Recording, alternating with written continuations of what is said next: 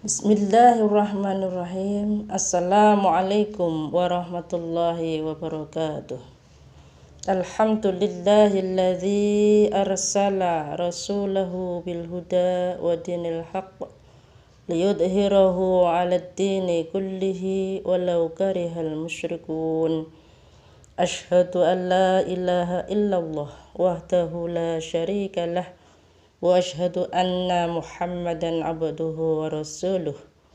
Qala subhanahu wa ta'ala wal takum minkum ummatun yad'una ilal khairi wa ya'muruna bil ma'ruf wa yanhauna 'anil munkar wa ulaika humul muflihun.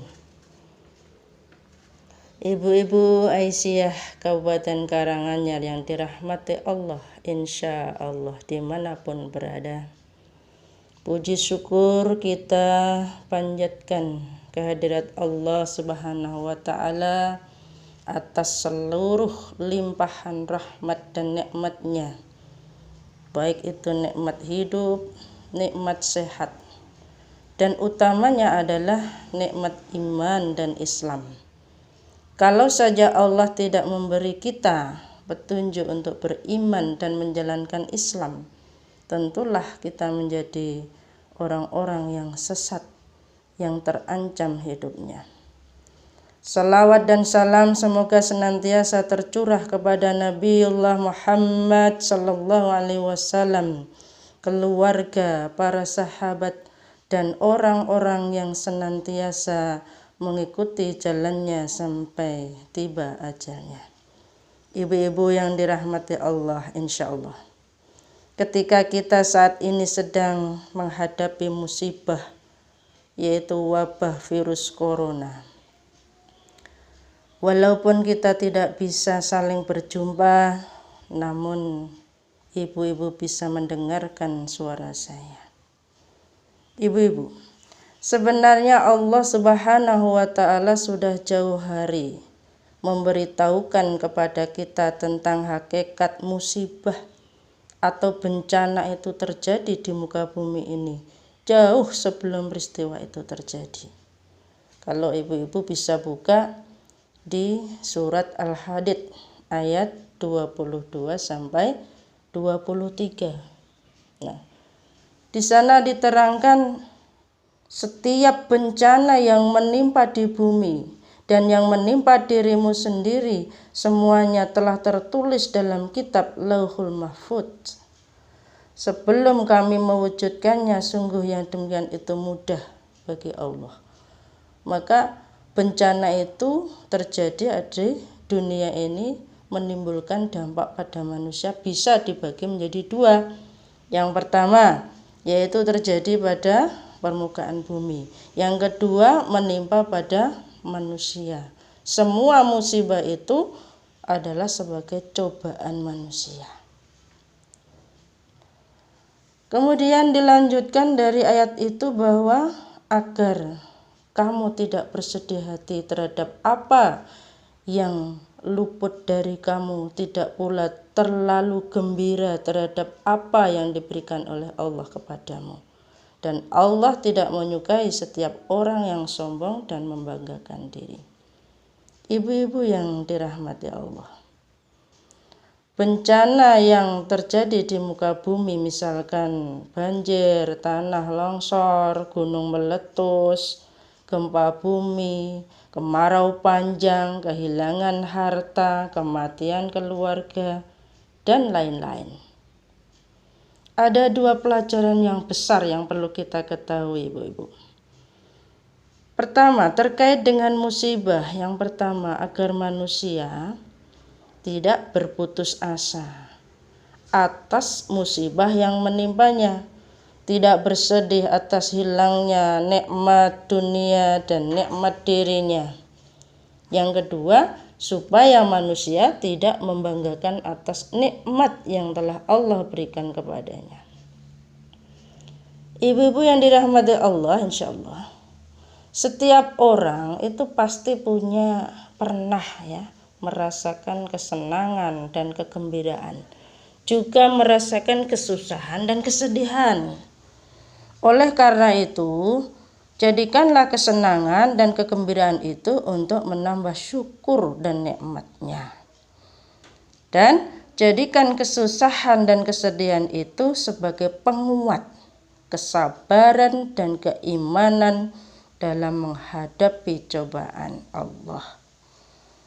Dari sikap manusia dalam menghadapi cobaan Allah itulah siapa yang paling baik amalnya dan paling baik sikapnya terhadap Allah, dan itulah salah satu hikmah Allah menciptakan kehidupan di dunia ini, yaitu Allah ingin melihat siapa yang paling baik amalnya.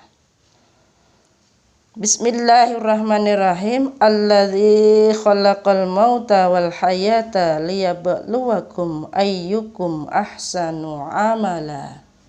Yang artinya, yang menciptakan mati dan hidup untuk menguji kamu siapa di antara kamu yang lebih baik amalnya. Nah, ibu-ibu yang dirahmati Allah, insya Allah, mari kita selalu berpikir yang positif kepada Allah Subhanahu wa Ta'ala, terutama kita sedang menghadapi musibah wabah virus corona ini.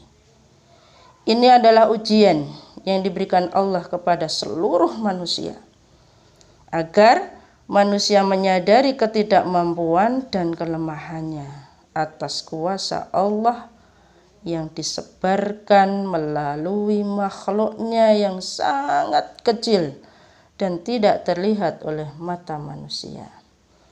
Itu tidak lain karena Allah menurunkan ujian ini itu agar manusia kembali sadar akan kebesaran Allah dan kekuasaan ilmunya, dan bahwa apa yang dikehendaki Allah Subhanahu wa Ta'ala pasti akan terjadi.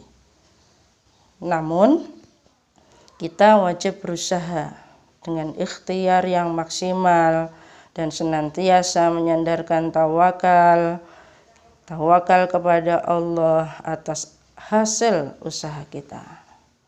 Janganlah kita meniadakan ikhtiar dengan alasan menyandarkan tawakal hanya takut pada Allah, tidak takut pada makhluknya, apalagi virus corona. Tidak perlu usaha, kalau Allah menakdirkan kita sehat, terbebas dari corona. Saya kira itu adalah pandangan yang kurang tepat. Nah, sebaliknya juga kita tidak boleh berperilaku yang meyakini bahwa manusia berkuasa untuk mengubah nasibnya sendiri tanpa ada campur tangan yang maha kuasa, yaitu Allah Subhanahu wa Ta'ala. Bahwa segala yang terjadi pada manusia adalah semata-mata hasil perbuatannya, bukan merupakan hal yang tercatat di Lauhul Mahfuz. Lalu bagaimana sikap kita? Sikap kita adalah hendaknya kita menggabungkan antara usaha, doa, dan kepasrahan serta tawakal kepada Allah Subhanahu wa Ta'ala. Nah, dengan demikian, dengan usaha, dengan doa, dengan kepasrahan, tawakal Allah, semoga kita segera bisa melewati ujian ini dengan baik, tetap semangat.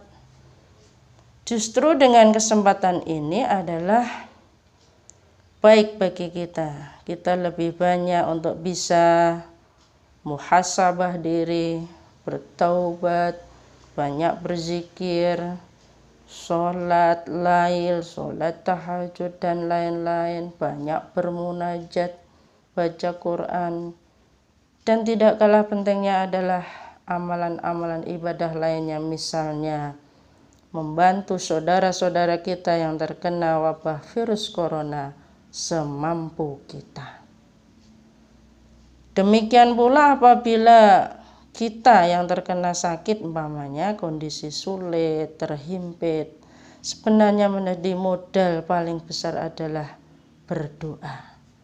Karena doa orang yang sakit, orang yang sulit, orang yang sedang terhimpit, maka doanya adalah mustajab jika ia mau berdoa. Demikianlah sedikit yang kami sampaikan.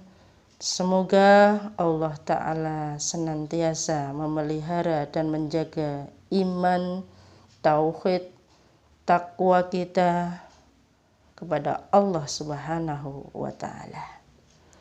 Tumbas kloso wonten pasar Jatiboro, menawi wonten atur kula ingkang boten nuju prana, kula nyuwun pangapura.